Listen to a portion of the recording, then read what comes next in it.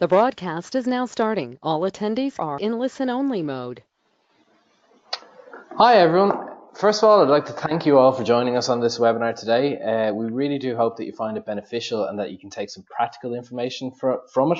To start things off, I'm just going to introduce who is with you on this webinar today, and that is myself, Donald Mulan. I'm the Marketing Manager for Clonwilliam Health. I'll be emceeing the webinar today. I have the easy job.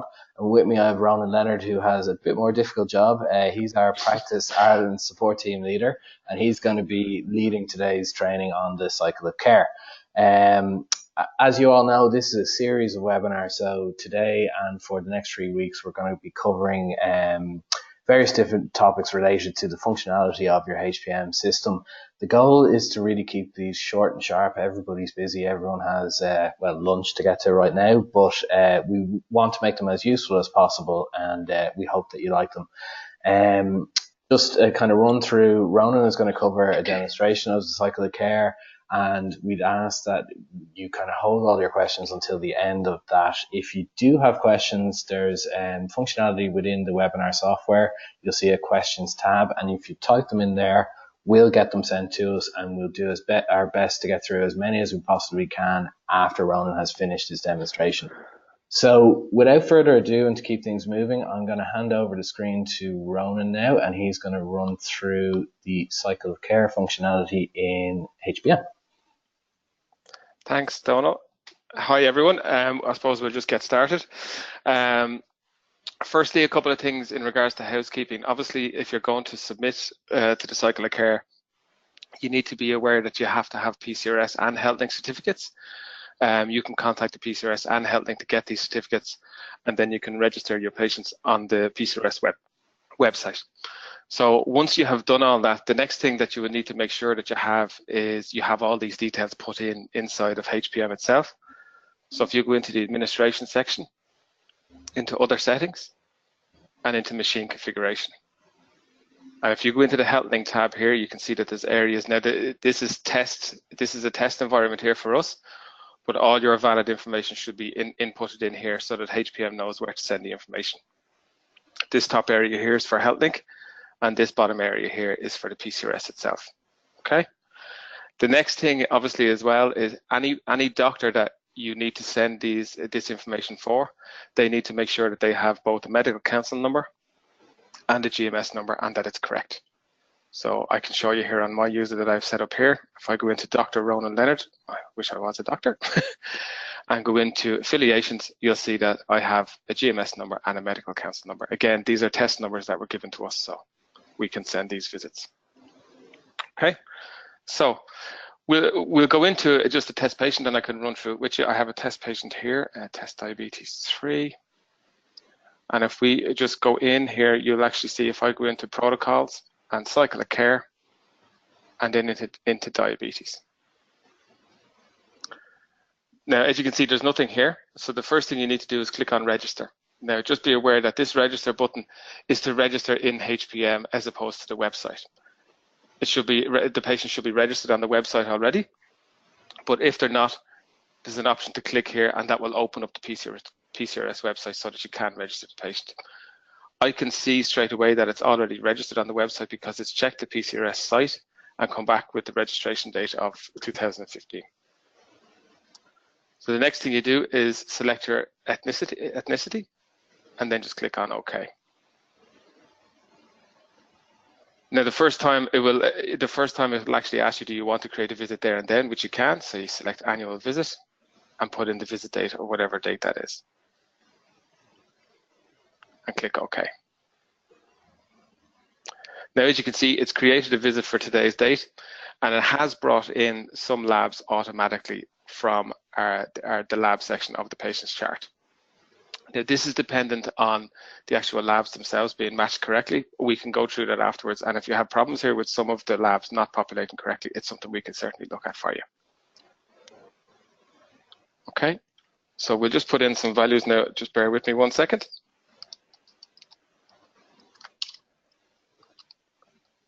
Put in a value up here. We'll just select everything. Again, this is just a test data. Apologies if this is clinically incorrect.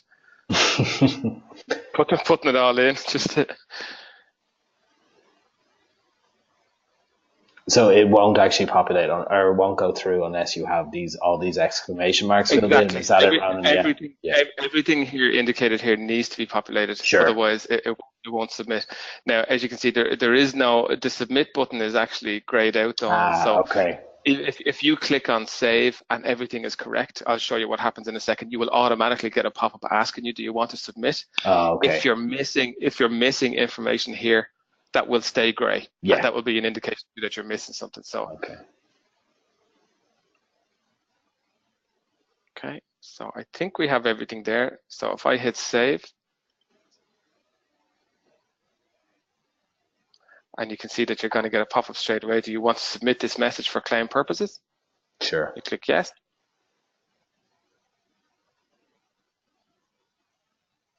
And now you can see straight away there's a status there of awaiting acknowledgement, all right? Perfect, yeah. Now, so the next thing I wanted to show you, so the next thing is you can manage this then afterwards. After you've done this, what you can do is you have a couple of options. You can actually go into, if I click on the tasks tab here, there's a new section here called claim tracker. And what this does is this will actually show all your submissions, and you can take a look and see where the status is. So it's broken into a few different statuses. So there's incomplete, which means there's information missing. Unsent means you've saved it, but you haven't submitted it. Awaiting ACK is awaiting acknowledgement. Accepted is accepted. Rejected, rejected, and archived, archived. So if we click on awaiting acknowledgement and hit search, you'll see that the one that I just did there is showing up. There it is there at the bottom. So that's still at awaiting acknowledgement. Now, the other thing that you can do as well, it depends on your preference. You can actually go in and you can go into the cycle of care. And if you had a list of, say, 10 or 15 or 20 patients that you wanted to do, you could go ahead and do them all and hit save. And rather than click yes to submit at the end, you can click no. And then all at once, you can go into the claim tracker, work on them all, make sure that they're all correct, and highlight them all and click on submit. Now that's grayed out now because these have all already been submitted, but if you go into unsent and search, you'll see that that comes alive then. Sure. And you can do that for more than one. And if there's any sort of an error message you get back, what you can do is you can highlight one at a time, hit submit again, and it will actually give you an indication of where the problem is. It could be that it's missing a certain value. Other things that can happen is if I go back into the patient chart again, there's a limitation here. This is an initial visit. If I create a follow-up visit, it has to be at least 4 months past the initial visit date. Otherwise, it won't be accepted. So that can be kind of a known issue as well. Okay. Okay. Mm-hmm. So that's really it for cycle of care. What I might do is I might actually do an asthma assessment and a periodic assessment as well. So I just click on search again, and we just go into a periodic patient. And into protocols, cycle of care, periodic, create visit, and click OK.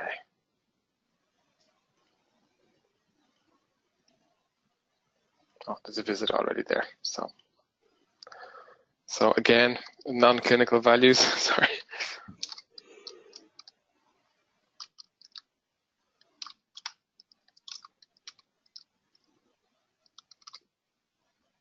Again, just selecting the same values. Again, anything with this indication to the side of it is required.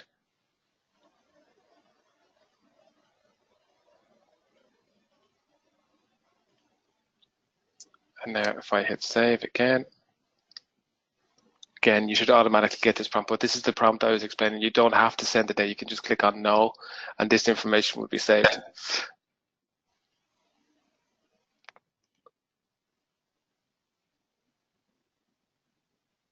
And that's, again, awaiting acknowledgement. So we'll go back and we'll do a test asthma patient. We can do the same thing again. Protocols, cycle of care, asthma assessment. This one is like the first one. We can register here. And again, it's performed a check on the PCRS website. It has found that this patient is already registered. This will indicate if they haven't been registered. And again, you can click here, go onto the PCRS website and register them there. So we click OK on that. Select annual assessment. And again, any required field here.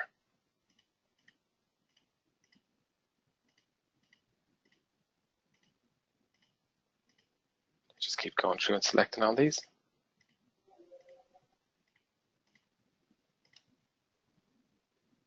Save and submit. And again, now if we can go back into tasks, claim tracker, and again we select awaiting acknowledgement and hit search. And you can see that the asthma and the periodic assessments are appearing there now. So I'm just having a look through my list here to see if there's anything else we need to cover. That's really it from me, Donald. I think that's it. Have we any questions at all? Or? Yeah, we've had a few questions come in. Thanks, Ron. That was great. And look, if anyone has any other questions, just send them through now. If you actually type them into the questions box, we'll come through them. But starting off, we have a question around error messages. When I try to submit a cycle of care visit, I get an error message. It's something like MSH4, table value not found. Ah, yes. That can happen. That's an issue with the doctor's medical council number. Okay, so MSH4 is actually the section. Basically, this information is all sent in what's called an XML file through HealthLink up to the PCRS website. MSH4 is the section of the XML file that manages the medical council number. So if it has a problem and if it says the value is not found, it's one of two things. Either the medical council number is not against the doctor's chart. So if I click into this patient here, we can see the registered healthcare provider is Dr. Ronan Leonard. There's something wrong with Dr. Ronan Leonard's medical council number. Okay. So what I can do is I can try and actually recreate this. So if I go into affiliations, medical council number,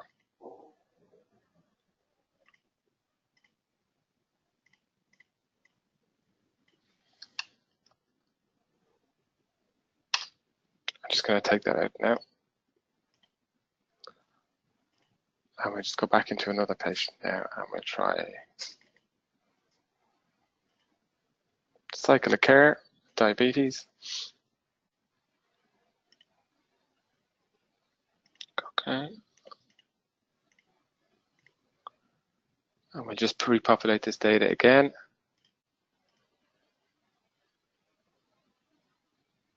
That's brought in some information. So again, everything that's highlighted here has to be populated.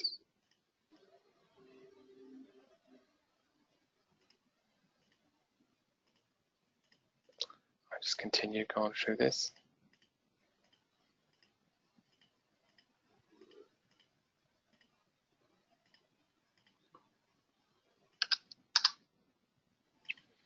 Now we'll try and submit, and hopefully,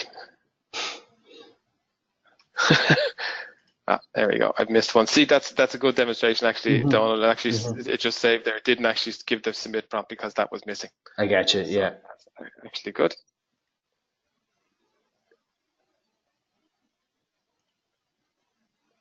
There you go. Perfect. Okay, I see. Okay. And just actually going back to the pre-populated field, we had a question come in there. Yes. Some are pre-populated and then you have to manually put in others. Is that just based on what's actually contained within HPM in the record, or how does that work? Yeah, so the reason for this is how it works is basically there's many different labs throughout the country, okay, and they all kind of send their labs back in a certain way. So we would have no way of knowing for sure exactly what lab identifier behind the scenes in the database that one practice would use.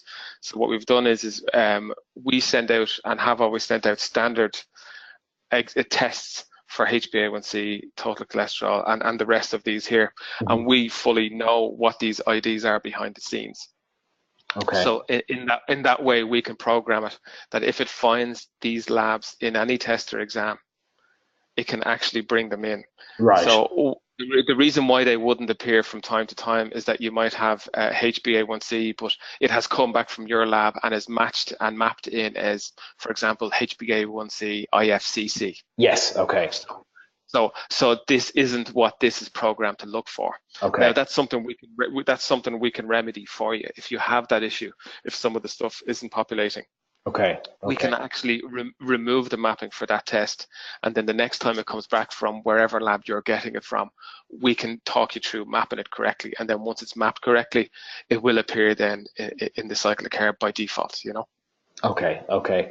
Excellent. Right. No, that sounds good. That just it occurred to me there, and we had a question on it. But another question there: when you're entering in the data here, can you actually enter it on one PC which has the PCRS cert on it, and then can you enter it on a PC that does not have a PCRS cert on it, and then later can you submit it using a PC that has the PCRS cert?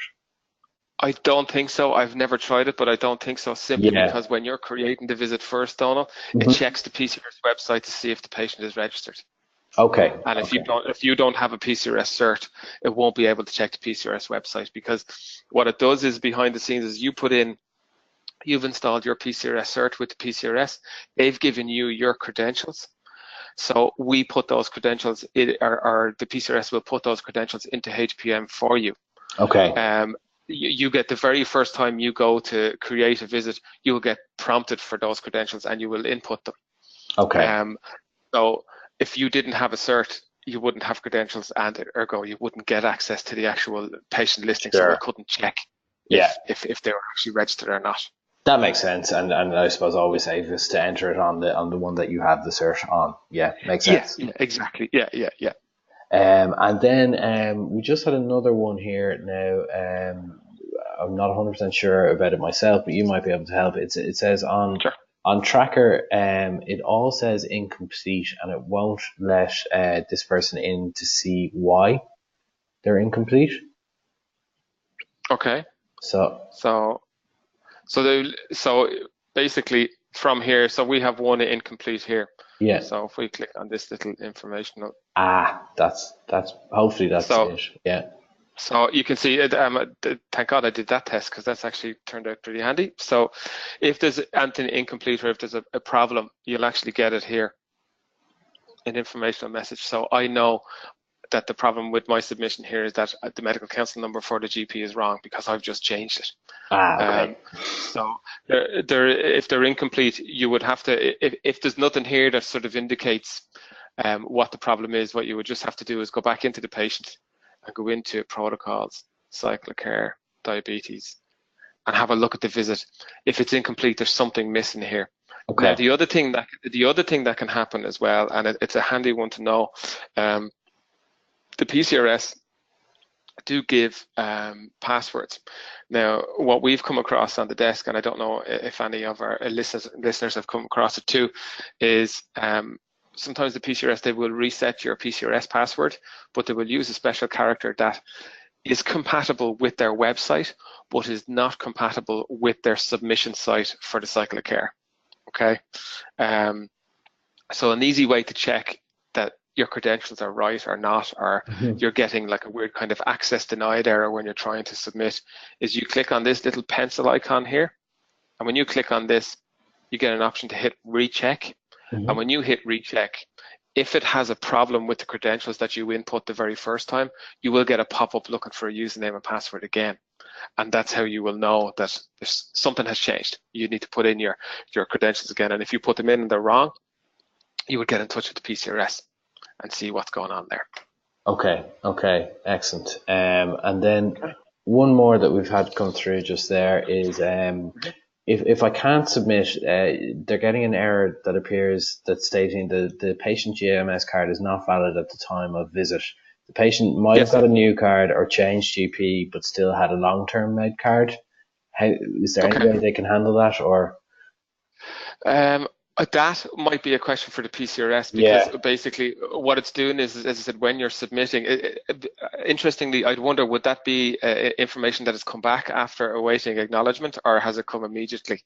Sounds like it might have come back after awaiting acknowledgement, because normally you can only submit to the cycle of care, obviously if they're a GMS patient, and if the visit took place when they had a valid GMS card.